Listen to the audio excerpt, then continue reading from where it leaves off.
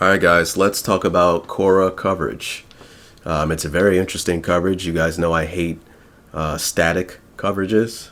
I'm always into figuring out ways to match and have defenses that adapt and morph into what you need based upon the route distribution of the offense, right? So Cora is a coverage that does just that. I was looking up stuff in regards to how Nick Saban deals with trade formations. Obviously, he has probably a lot of different things he deal with it to deal with it. You know, what I call the toolbox or whatever.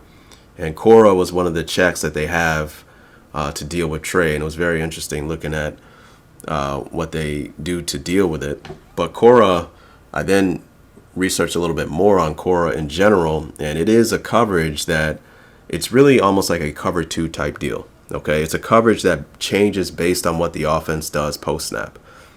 Okay, the release of the back out of the backfield can change what it does in like a subtle way. Okay, it's a coverage that begins as cover two, but it can convert into cover three cloud. And that's what I love most about the concept. You guys know I'm a big split field defensive guy, but the one single high defense I love to run is cover three cloud. So finding a coverage that incorporates concepts from single and double high are very interesting, especially when it incorporates a coverage from single high that I play the most when I do play single high, cover three cloud. So it's a defense you use against formations with compression type sets on the tight end side, like two tight ends, like a formation like this, or an I formation like this with the twin receivers. Okay. And what do you know? You also can utilize this against 3x0 formations, the concept of this core concept that we're dealing with. So what's crazy about this is when I read about this, the concept ties into exactly what I've made videos on, you guys. If you've been around on this channel, I've gone over videos where I've spoken on how I love to play cover two against formations like this. And for the vets, who do I use there? Right? I use it as safety. And as I've stated before, I read the release of the two tight ends. And if they both go inside, then I, as the safety, will poach to the middle of the field because there's no reason for me to drift off as a deep half safety, right? So here I come to find out a year later, because I was doing this concept last year, that this is what the core concept that I've read about is all about. It's a call that begins as cover two, and it plays differently depending on the formation and what the offense does, right? So it's a cover two defense that gives you a post defender when you need it. It's probably the best description that I can give for it. Okay, it's a defense that gives you a cloud corner to the tight end side to help against the run in formations like this. And if you think about it, with the tight end tighter to the formation, the corner is in a lot better position to play force fit and all of that. Then of course we have cover two on the front side to muddy short reads. I believe they make two calls when calling Cora. One call for like pro sets and twin sets, like I showed, and then a secondary call for tray type formations. Either that or they may have a check embedded into the call, right? So maybe, hey, we have a particular call, we call cover two, whatever, and if they come out in tray, then we automatically check into Cora. Okay. Now against an I formation slot like this, yes, we call Cora, but it plays a lot like cover three cloud. The corner would be manned up on the tight end, and they roll the coverage strong, right? So your backer here would have first to the flat if someone goes there. So why don't we go ahead and take a look at how it plays against 3x0 sets, because obviously that's what this video title is all about, okay? And this is their check. When they call Cora as a defensive coordinator, it plays against I formations the way it does. It plays against, twin sets the way it does. But this is how it checks and plays against 3x0 sets. Okay, now I like to look at constants, and it's easier to you pick a defender in a spread like this, a sheet, and you kind of see what he does in each route distribution that they have here. And one of the constants I see is the corner is just man-to-man on the tight end, right? So they man him up on the tight end, and he's going to play with outside leverage. And why is that? Because his help is to the inside, right? As we see here in this sheet right here, tight end runs a little route, takes an outside release, right? And then he pins back into the post Well, obviously you have a deep middle safety, so why would you play with inside leverage as the corner there? You could play with outside leverage on that, right? So you guys can look at this. You can take a look at, notice how the free safety and the strong safety are both rolling towards the strong side. So like deep third and middle third. So the middle of the field is closed. It may look like we called some form of single high, but we actually didn't. Cora is really like a cover two type defense, but based upon this formation, it kind of morphs into a check like this. Okay. Also pay attention to the weak side backer in this case. Okay. What he does, it's really dictated on what the back does, his release. So when the back goes strong, then obviously the weak side backer does not have to take him man to man, because he's going to go, we have a cloud corner on that side.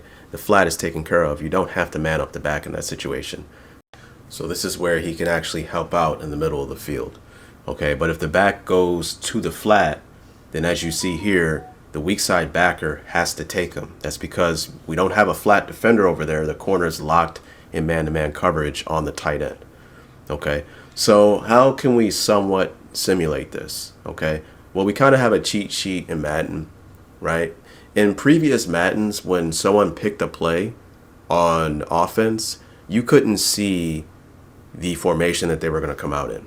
Okay, you just saw their personnel. So then you match their personnel. So you may call cover two, and then they come out, and then you see their formation.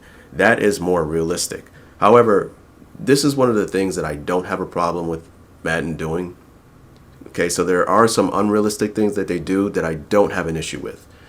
Them telling us the formation that they're going to come out in is not a big deal to me, because we're not given the opportunity as other teams to, properly scout what our opponent is doing, properly see what they like to do weeks in advance the way college and NFL teams does, right? So to account for that, we're able to see the formation that they're going to come out in. All right, so it's kind of a little give and take, because we are in the video game world, right? So what can we call to try to simulate this type of concept against the 3x0 set? So I'm like, you know what? I could just play cover 3 cloud, right? And then make my adjustments to simulate the coverage. And the problem is, as you see, the corner is the flat defender on the tight end side. We don't want the flat defender over here. We want him over on the strong side. So you may say, well, just flip it. Well, that's the problem with Madden. When you flip here, now the nickel travels all the way to the weak side, and we definitely do not want the nickel on the wrong side of the formation. So then I'm like, all right, I got to do it from Tampa 2.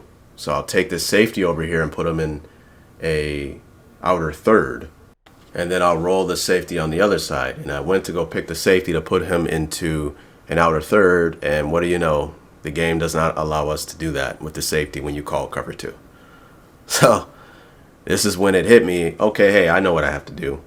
So I went and I got the Kansas City defensive playbook, and the reason why is so I can get big nickel over G. And if you don't know, you can call whatever defense or whatever from this formation, but you're given the ability to, even though you call cover 2 from this formation, you can put the safety into an outer third.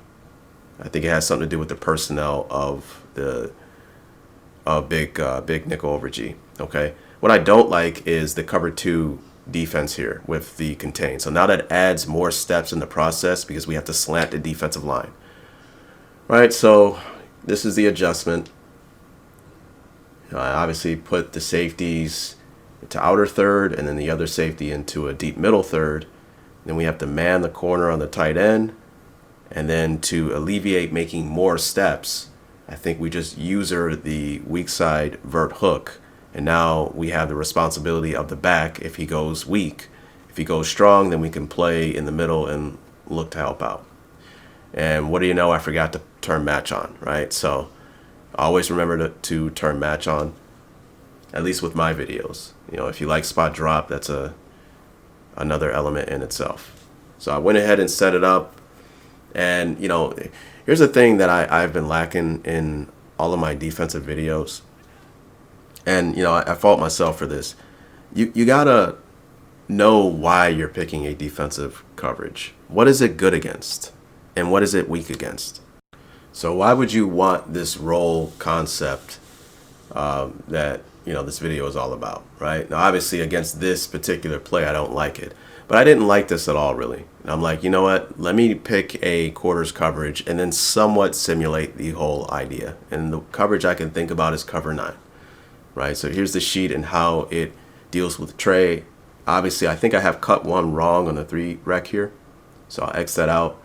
So, what can we do to somewhat simulate this? Well, we can turn this deep half safety into an outer third.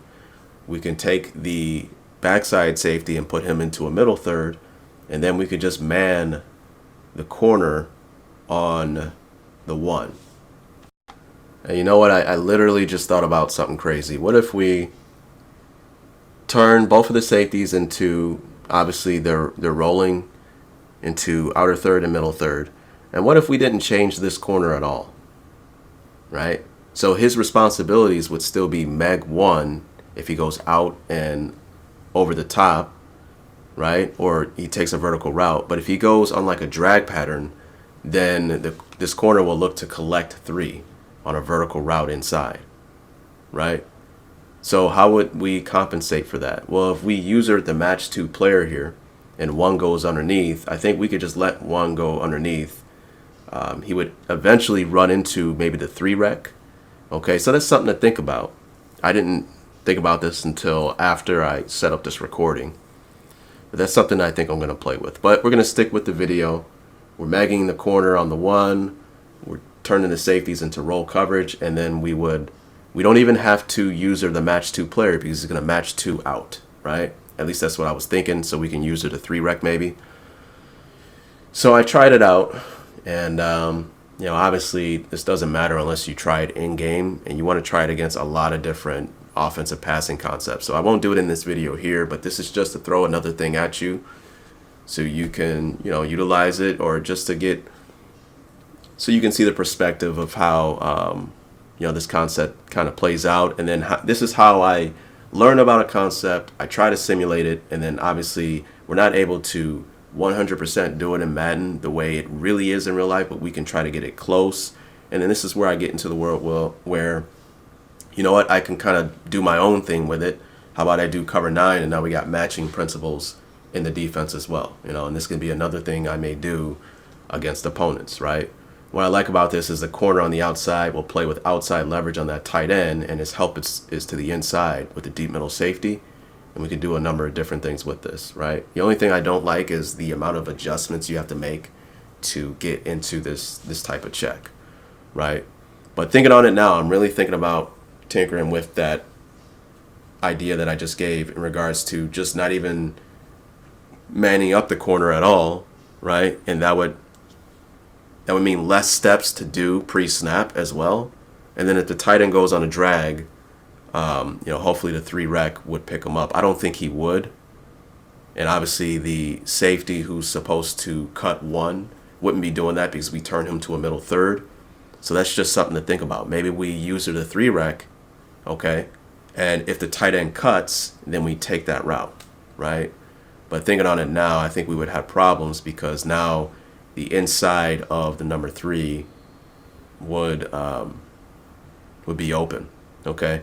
So, I mean, you guys are getting a look at my crazy brain, I guess. I'm kind of dumb when it comes to thinking out loud, okay? But that's how I think when I'm trying to put together, different ways to deal with different problems and to have, because, again, you don't want to, when you play against a formation, you don't want to just, hey, I always play quarters. When I play bunch, all I play is box, okay? Because it's just easier to play against you. You want to have a number of different things to use and utilize to better defend a specific formation, and you want to do it to where your opponent can never key on what you're doing, right? There's only a few teams out there where they were so good in a particular coverage that, like the Legion of Boom. Hey, look, we're in cover 3. We know that we are in cover 3, but we don't care, right? We're that good in it. Do something about it, right?